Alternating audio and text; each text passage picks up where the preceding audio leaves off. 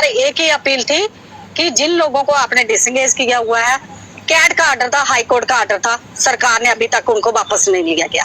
दूसरा हमारा ये था कि जो सुप्रीम कोर्ट की जजमेंट थी आज तक उसको इम्प्लीमेंट नहीं किया गया। अब सरकार को दिल्ली से भी दबाव पड़ रहा है जहाँ से। तो सबसे पहले मैं अपील करती हूँ, हमारे नए एडीजी साहब आलोक कुमार जी आए हैं, हमारा उनको वेलकम है हमारे डिपार्टमेंट में। तो और उनसे हमें बहुत सी उम्मीदें हैं। हमारा डेलीगेशन जो श्रीनगर से हमारी एसोसिएशन के कुछ लोग मिले थे, उन्होंने अच्छा रिस्पांस दिया है और उन्होंने हमें भी इस पे इनवाइट किया गया है। तो हम चाहते हैं कि सरकार भर्ती जितनी मर्जी करे, 4,000, 10,000, 20,000, हमें कोई एतराज नहीं है। हमें एक है कि जो हमारे लोग हैं जिन्होंने दिन रात इस डिपार्टमेंट के लिए अपनी कुर्बानियां तक दी है, इतना कि अपना एक वक्त जो 20-25 साल दिए वो सरकार को दिए हैं, एक सरकार की ड्यूटियां की है, हर चीज की है। सरकार हमारी बात सुने, हम सरकार के आगे मेमोरेंडम देंगे बाकायदा उन लोगों की। कुछ लोगों को तो जरूरत नहीं है, हमें भी पता, लोग 2-2, 4-4 जगह पे काम करते हैं, उनको जरूरत नहीं है, वो तो एक डिपार्टमेंट के नाम पे भी दबा है। लेकिन कुछ लोग इतने मजबूर है कि उनको जरूरत है बेचारे होमगार्ड के हुए। तो हम एडीजी साहब को भी ये लिस्ट बना के एक लेटर देंगे और अपने एलजी साहब को भी। तो हम बोलेंगे भाई इनका ऑर्डर निकालो, आप भर्ती करो, हमें कोई एतराज नहीं है। बाकी एक पॉलिसी बनाई जाए जैसे बाकी स्टेटों में बनाई गई है। ऑल ओवर इंडिया में होमगार्ड है, कोई खाली जम्मू कश्मीर में नहीं है। होमगार्ड तकरीबन 5-6 लाख ऑल ओवर इंडिया में होमगार्ड काम कर रही है, जिसके लिए पहले भी एक प्रपोजल आया था कि बॉर्डर होमगार्ड, IAS मल्ली जी चीफ सेक्रेटरी होते थे उस वक्त, तो पूरा जे बन गया था, फाइनेंस से भी हुआ, फिर उसको इन्होंने रफा दफा कर दिया। हमें नहीं पता किस चीज के लिए किया, किस लिए। फिर मैं बोलती हूँ एक स्टेट में 2 कानून क्यों हैं? जब 89 में आपने 2 बटालियन होमगार्ड को परमानेंट किया गया, उसके बाद आज तक जो लोग लड़ रहे हैं, आपने उनको क्यों नहीं किया गया? और दूसरी बात यह है, तब भी एनसी की सरकार थी, आज भी एनसी की सरकार है। जब 2012 में तब भी एनसी की सरकार थी, जब इन्होंने जे ऑक्सिलरी को होमगार्ड को ऑक्सिलरी से SDRF को किया गया कन्वर्ट। है होमगार्ड है, लेकिन उनको नाम चेंज करते रहते हैं क्योंकि फंड्स सेंट्रल गवर्नमेंट देती है।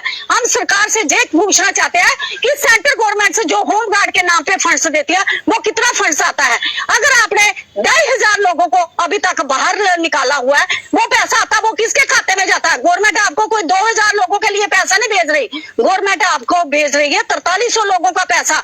वो पैसा कहाँ पे जा रहा है जब इन जवानों को नहीं मिल रहा है? तो हम कहते हैं कि एक देश में 2 कानून क्यों है? जब वो परमानेंट हो सकते हैं, जो लोग क्यों नहीं हो सकते हैं?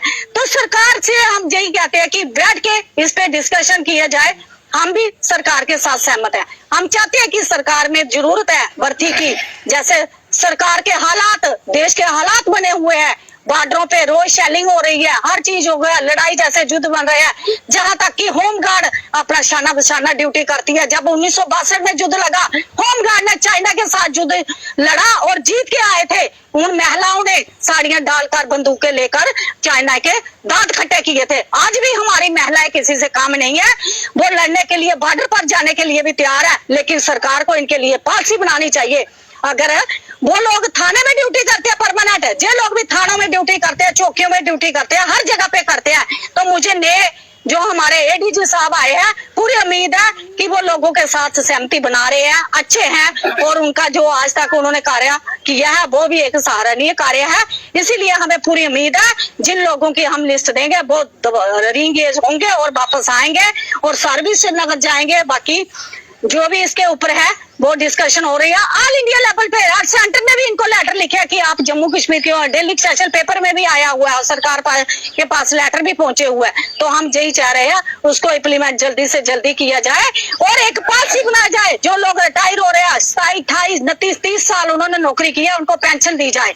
कि सरकार अगर अपने जवानों के लिए इतना कुछ करती है कि एक SPO के लिए, जहाँ पुलिस वाले के लिए, जहाँ बाकी लोगों के लिए, तो होमगार्ड के लिए क्यों नहीं? जब कोई फोर्सें नहीं थी, सबसे पहले CISF और असम राइफल थी, तो CRP थी, तो होमगार्ड थी, तब कोई फोर्स नहीं थी। बाकी को आपने आज तक कहाँ तक पहुंचाया है। लेकिन जहां तक सरकार कि कानून की भी धज्जियां उड़ाई जाती है। ना तो इधर हाई कोर्ट के ऑर्डर इंप्लीमेंट होते हैं, ना कैट के होते हैं, ना सुप्रीम कोर्ट के होते हैं। तो फिर हमें सरकार बताए वो कौन सी इंटरनेशनल कोर्ट है जहां पे जे जाके अपना हक मांगे। तो हम यही अपील करते हैं कि इसके ऊपर जल्दी से जल्दी मीटिंग की जाए।